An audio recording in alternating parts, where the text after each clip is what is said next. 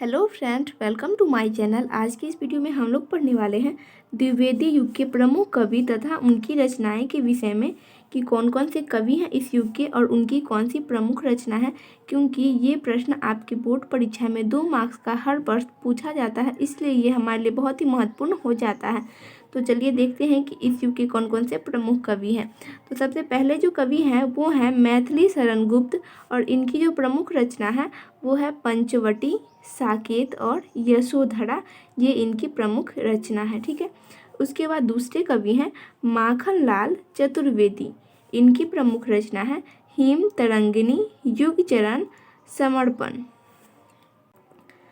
उसके बाद तीसरे जो कवि हैं द्विवेदी युग के वो हैं महावीर प्रसाद द्विवेदी। इनकी प्रमुख रचना है काव्य मंजूषा, सुमन।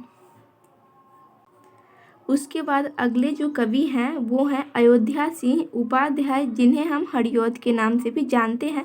इनकी प्रमुख रचना है प्रिय, प्रवास, वैदेही, वनवास और 10 कलश। आपको केवल 2 ही रचना याद रखना है कम से कम, क्योंकि एक रचना पूछा जाता है और 2 रचना आप याद रखिएगा, ताकि कभी एक भूल गए तो एक याद रहेगा, ठीक है। उसके बाद अगले जो कवि हैं इस युग के वो हैं राम नरेश त्रिपाठी। इनकी प्रमुख रचना है स्वप्न, मिलन और पथिक। ये राम नरेश त्रिपाठी जी की प्रमुख रचना है। तो फ्रेंड्स, इतना ही थे द्विवेदी युग के कवि। तो आप इसे अच्छे तरीके से याद कर लीजिए, क्योंकि ये आपकी बोर्ड परीक्षा में हर वर्ष आता है और वो भी 2 नंबर का आता है, इसलिए आप इसे अच्छे से तैयार कर लीजिए, ठीक है फ्रेंड्स।